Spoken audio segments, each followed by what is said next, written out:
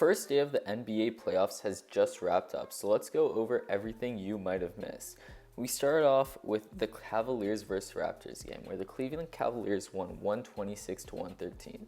This was an effort spearheaded by Donovan Mitchell, James Harden, and Max Strus, combining for over 70 points. And honestly, the Cavs ran away with this one from the very beginning. They had a lead the entire game, their biggest lead being 24 at the start of the fourth quarter. And honestly, they're going to have to win this series. I really don't see a world where they lose, because even though Scottie Barnes dropped 21 and 7, RJ Barrett had 24, it's not really, you could tell if you watched the game that was never really a battle. The Cavs just shot better, turned the ball over less. They were just playing like the better team. The second game of the day was Nuggets versus Wolves. Now, this was actually a really good game, and I was truly expecting the Wolves to win the entire time, but the Nuggets ended up bringing it back towards the end.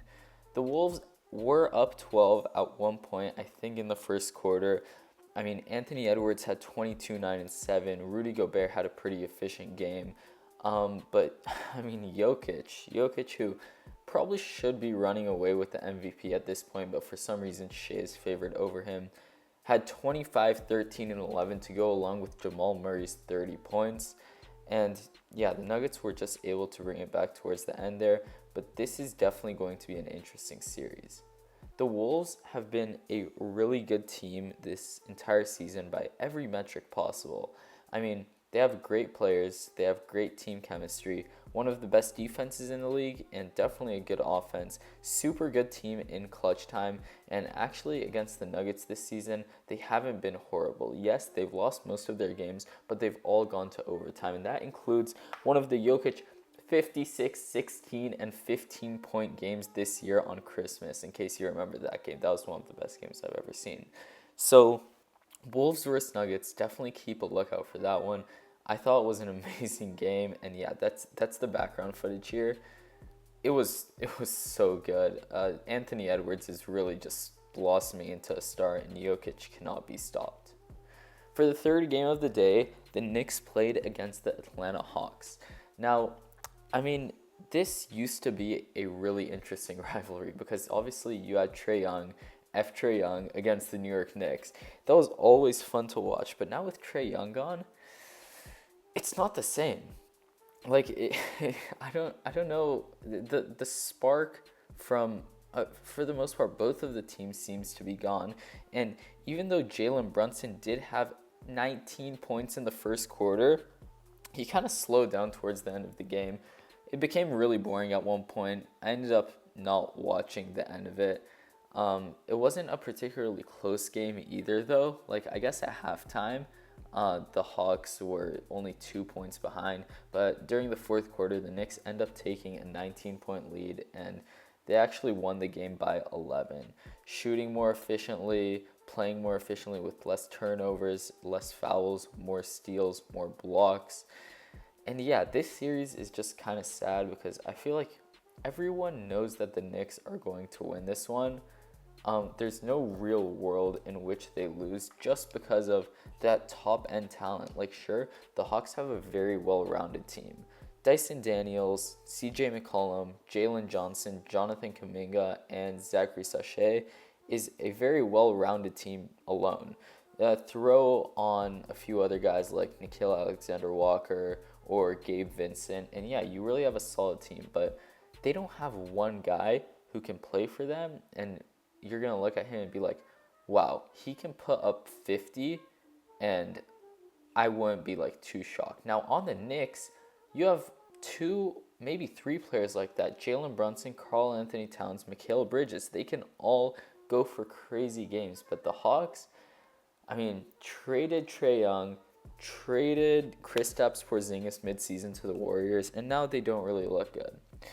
And for the last game of the day, this was probably the most interesting one, and this is what I'll be talking about for the rest of the video, because the Lakers versus the Rockets was absolute cinema. Luka Doncic and Austin Reeves were out, as well as Kevin Durant. Kevin Durant on the Rockets side of things, obviously.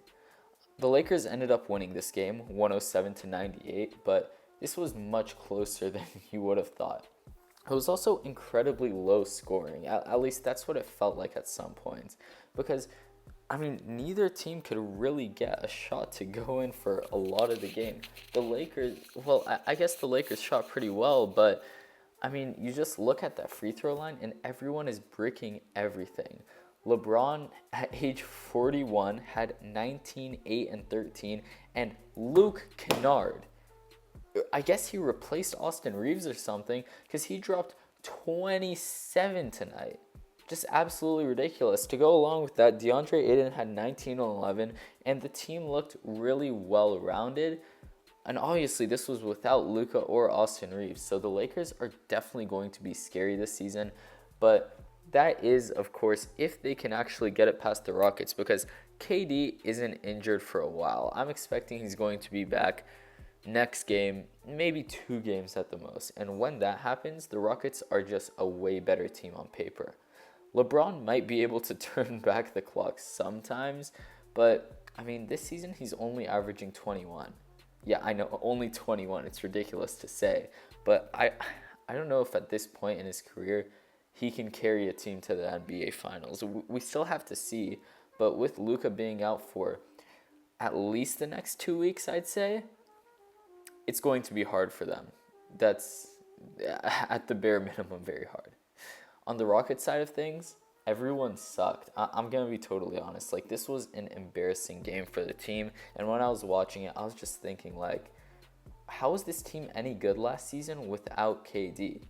I mean, over the offseason, they obviously made the addition of KD, but they did lose Jalen Green and Fred VanVleet with his, I think it's ACL surgery. They ended up winning the exact same number of games, though, which actually ended up putting them 5th in the Western Conference instead of 2nd. Playing non-home court, a ton of young players, it's obviously not easy, but that can't excuse Amen Thompson shooting 7 for 18. As well as Alperen Sengun shot 6 of 19 and Jabari Smith 5 of 14, Reed Shepherd 6 of 20. I'm scrolling down this box score. This is worse than I actually thought. I mean, at least Tari Eason was 100% from the field, but yeah, Rockets really just did not have a good outing tonight. Lakers weren't even favorited to win, and they did end up winning. And if they can keep this little hot hand going, I mean, look, they're at the very least going to make it past the first round. And once Luka comes back, I mean, there's no telling who's going to win that. I guess they would play the Thunder in the second round. That's probably not the ideal matchup, considering how good the Thunder are this season. But look, with Luka Doncic, LeBron James, and Austin Reeves on your team, there's always a chance, and I don't think you can deny that. To sum it up, really interesting slate of NBA games today. I think the 2026 playoffs are really going to be something special, and let me know what series you're most excited for. Peace.